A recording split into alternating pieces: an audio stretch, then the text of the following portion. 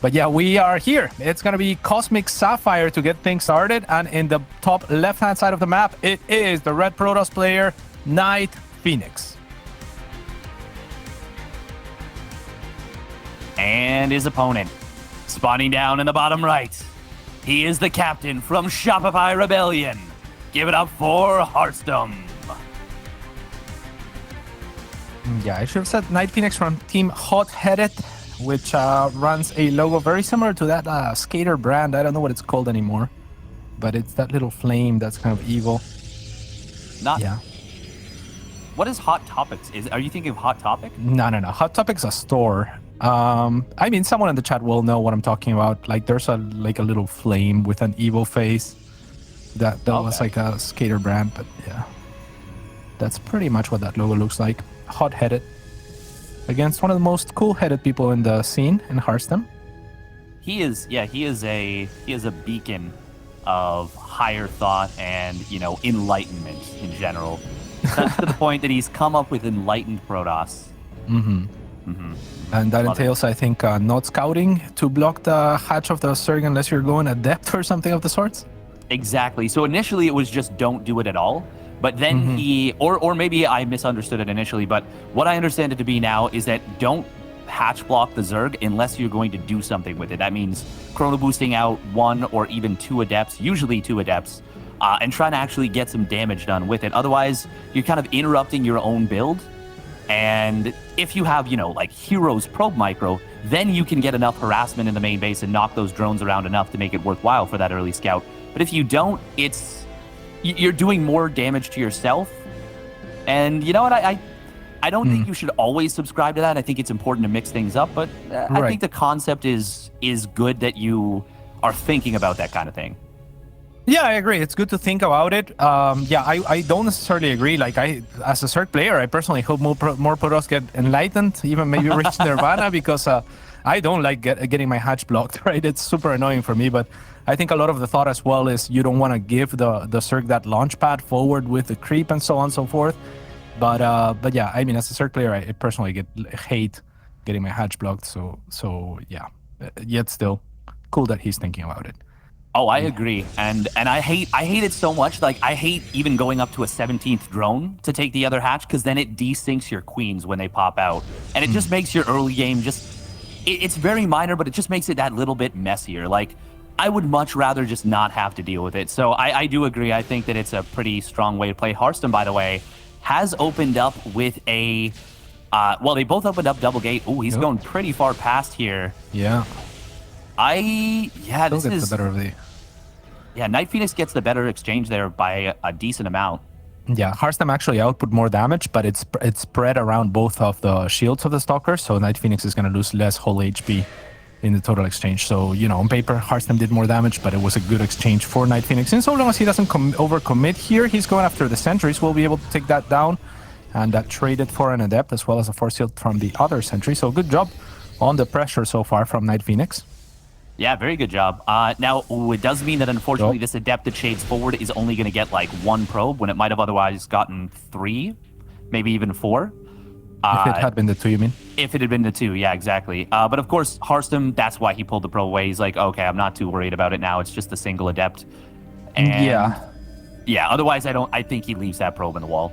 Exactly, yeah. That adept doesn't get in if it's accompanied by his friend, but the Oracle will get into the mineral line of the natural, will not be able to kill any probes, but nice to check for that slot where the shield battery is not, so that you can actually pick off a probe on the edge before Harstem reacts. Unfortunately for NightPhoenix, Harstem's too quick to react this time around, so he'll have to wait for the second Oracle to try to do some damage in tandem with each other. We'll see if that's enough, as Harstem has a great positioning and yeah, very good scouting with the pylons and whatnot as well.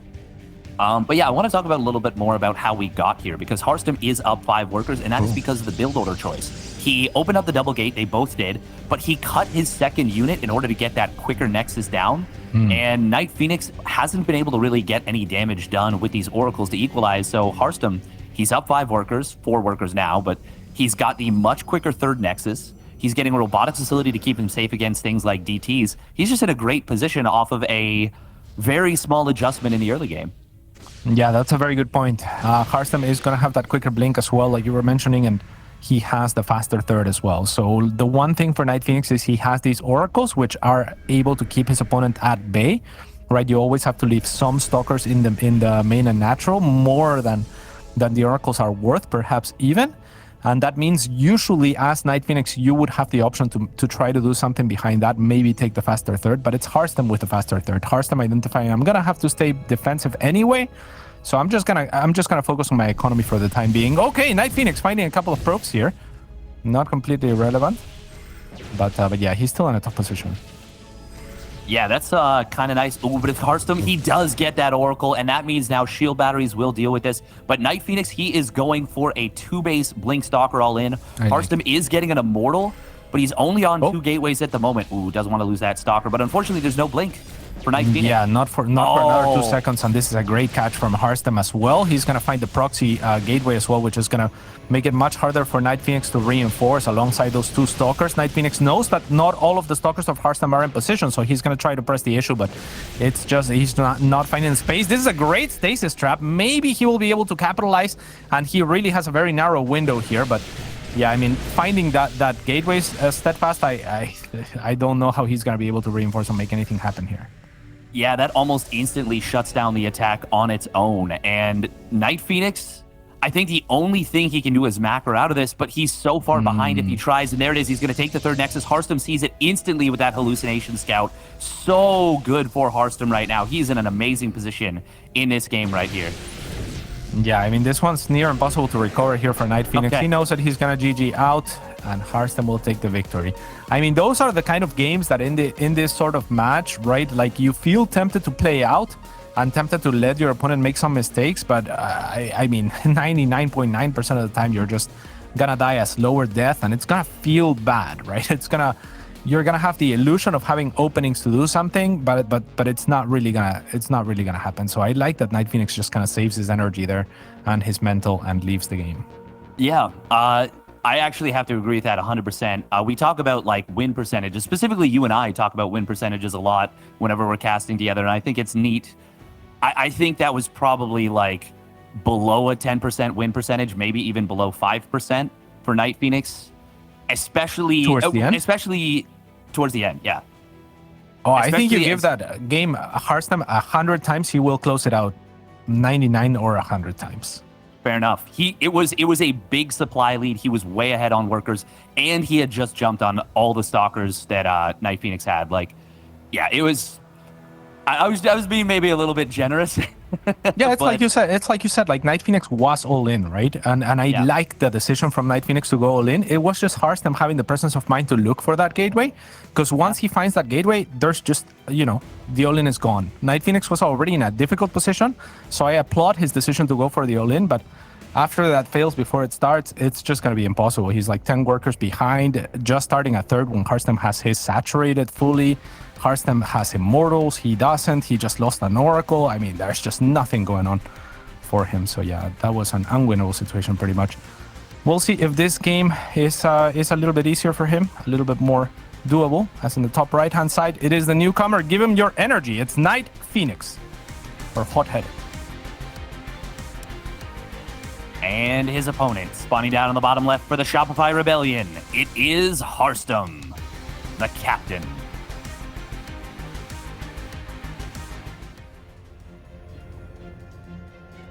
Yeah, this is a big hill to overcome for NightPhoenix. Harstem was on top of everything there. Specifically, I think the big point where it gets instantly shut down is finding that pylon. Like you said, he even killed, I think, 2 warping in stalkers basically instantly. And anytime that happens, I mean, you're just gonna feel defeated. And I really agree with you from a competitive mindset. I think it actually shows a lot of maturity for especially a young player to just be like, okay, no, I can't do anything here. I'm fighting a near impossible situation. I've just got to go next. No, yeah, I completely agree. Like, I am always for staying in the game if you have any chances. Like, sometimes I even look at Lambo games when he leaves, and I'm like, maybe that was a tiny bit early, right? And I'm sure he could make arguments for why he left when he left. and make it sound convincing. But I mean, this game, I just could not foresee a world where NightPhoenix was going to win that one. So I'm glad he leaves when he does. And yeah, now he has a fresh shot at trying to make something better in this game.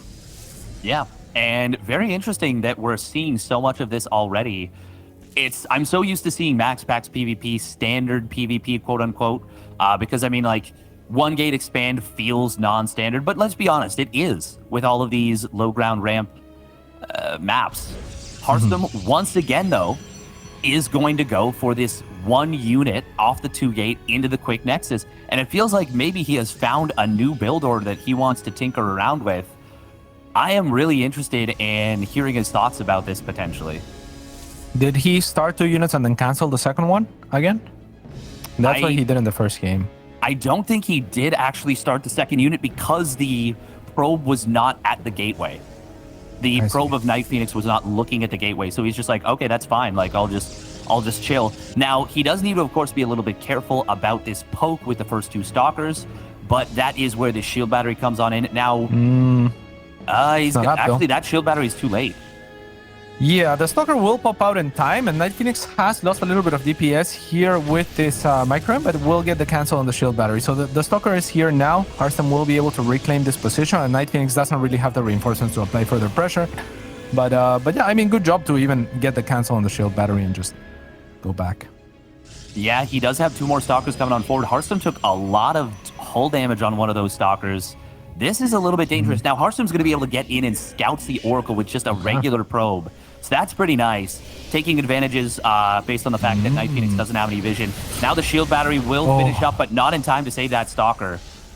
Yeah, NightPhoenix loses 1 in return. So good on Harstem to drop that shield battery right away. Otherwise, he might have been in a lot of trouble there. Yeah. Especially his positioning wasn't the best when NightPhoenix goes in. I don't think he was completely expecting NightPhoenix to apply pressure there because his Stalkers weren't all lined up. Nor were the sentries, which means, you know, he had a little bit less damage output, but manages to punish NightPhoenix still, kill one of the Stalkers on retreat, and that's going to be just fine for the captain. Yeah, and he finds himself in almost the exact same position he was in game number 1, where he's up 5 workers without a whole lot really happening. Of course, he survives a scary moment, but now the Adepts, though, they will shade forward. This is very different from the previous game. Nice split from Harstem going after the Oracle with some of the Stalkers and the Adept with the other 3. And he's going to be able to prevent this from causing any catastrophic damage. 2 probes, he can totally afford that considering his lead. Yeah, absolutely. And I like the shade from NightPhoenix there. Recognizes that there's 2 probes transferring, but misses the second shot onto one of them. So could have been 3 probes dead. It ends up being just the 2, I believe. But yeah, it's something for NightPhoenix, but he's definitely in a tough position. Harstem has been doing this with the hallucinated Phoenixes, just keeping track of the Oracles and where they are going. So you love to see that too. Yeah, I like that. I like that he's been sweeping the sides as opposed to just going straight across the map. It's a very nice move. Nice job with those Oracles right there. Does delay the 3rd Nexus for a little bit. Okay. And something neat is that the Oracle actually, and he did this in game number 1, the Oracle revelated the hallucinated Phoenix, so he could see which way it was coming in. So he does deny that scout. Now, unfortunately for NightPhoenix, particularly in game 1, he didn't deny the 2nd scout, and that's what saw the 6 gates coming online. But I like that. I like that NightPhoenix is thinking about these kinds of things. That shows a good understanding of PvP. No, it's a very heads-up play. You're very right about that. Very cool. I noticed the revelation, but I didn't tick that he was looking to deny the entry. So that's really cool. And Harstem doesn't know that there is a 3rd necessarily on the side of NightPhoenix. He's going to be much more even going into this mid-game than the last time around, where Harstem did take his 3rd significantly faster, especially after denying the first attempt in killing the probe that was headed there for Harstem. So NightPhoenix now ahead by 2 workers and adding a Forge. This is a perfectly even, I would say, yeah, a pretty even mid-game we're entering here. Yeah, there is a decent little Stalker lead for Harstem, and he's getting into the Immortal first. In fact, there's no robotics facility for NightPhoenix, but unless Harstem, gets aggressive, he can't necessarily leverage those advantages. And as you said, he doesn't actually know that there's a 3rd base until just now. With but this is huge. Oh, now he can move across if he wants to. Yeah. NightPhoenix is the one that that is actually looking to apply some pressure here with the Stalkers. I'm not sure about this Blink. It seems a little bit ambitious, and he's gonna get punished for it. Now Harstem with his own Blink. NightPhoenix trying to bait Harstem onto the Stasis, but it's not gonna work out. Harstem will just proc that with one Stalker, and now NightPhoenix in a lot of trouble. I mean, those... When I was saying it's even, like, in my mind, it's kind of even because nothing's gonna happen. But now, without those oracles being out on the map, Harstem has the option to apply aggression here, and I think he has a good shot at leveraging that army lead now that you were talking about. Yeah, and I think there's no reason he shouldn't. He's getting, in fact, a War Prism as well as the charge upgrade. He is only on 4 gates, but there we go, 2 more gates getting thrown down. He can put on pressure with just 4 gates if he's just warping in Blink Stalkers. You can spend pretty much all your money off 4 gates and 3 bases, assuming you're like building probes, taking a 4th Nexus, getting more production. But it looks like actually he is going to stop probes, so he wants to follow this up with a heavy commitment to charge. And NightPhoenix, I mean, what can he realistically do to try and hold a push that's committed like this? Yeah, it's going to be very difficult, but if he can, he does have the upgrade lead. That is the one thing that he's working with, as well as the faster 4th as well. So it's kind of on Harstem to make something happen, and like we've been saying, he has had now the possibility to make something happen. So I expect that in the next minute or so, he will be moving out, and if he doesn't, then the game will be reset, if not in favor of NightPhoenix, by virtue of taking that faster 4th, by virtue of having those faster upgrades. Oh my goodness, that Stasis Ward that was just left there just caught half the army of Harstem, and now NightPhoenix finds himself with an incredible opportunity. He does have 8 gateways, so his supply is relatively even, but it looks like Harstem is going to pull back to the safety of the shield battery, and NightPhoenix... he thought that was like DTs. Yeah, or a real War Prism at the very least, but I mean, I don't mind the retreat either way. Like, he didn't really, like, yeah, I agree with you, like, the stasis is so huge that you should think, okay, I trapped half of my opponent's army, I should be able to fight the other half. But when you looked at the other half, I mean, you just had to run away because Harstem had a little bit too much. And now Harstem, having spotted that 4th from NightPhoenix with the War Prism, now he has to know that he has to apply some pressure here, so it's going to be difficult to hold. Yeah, it's going to be borderline impossible. There's only one Immortal, but there's a few more Stalkers, quite a few more charge plots, and the Warp-In is a big deal right here. +1 weapons is the advantage that NightPhoenix has, but Harstem's army is just so much bigger, and well, he's just gonna walk right over him. Yeah, battery wasn't done, so no real opportunity for overcharge there, and really NightPhoenix was banking on this expansion not being found. And again, give him 2 or so minutes, he will be caught up, maybe in the lead. But Harstem spots it, and he, realizes that he has a huge army lead. So he will, of course, press on his advantage there. And now NightPhoenix with a very difficult set of decisions to make to try to stay in this game. This is the final one, so I understand why he hasn't left yet. But it's looking very, very difficult. Not as impossible as the last, perhaps, but I don't know what you do. Yeah, I mean, Cannon, nice position in the natural expansion. That's going to hold off this DT. There is a drop coming into the main base. Nice blink from Harstem to get a good concave on the left side. And the DT is dropping on top of the cannon. Okay, that's going to be the final nail in the coffin, I think, right there. Yeah, beautiful way to close things out. And the captain, Harstem, is going to take it 2-0.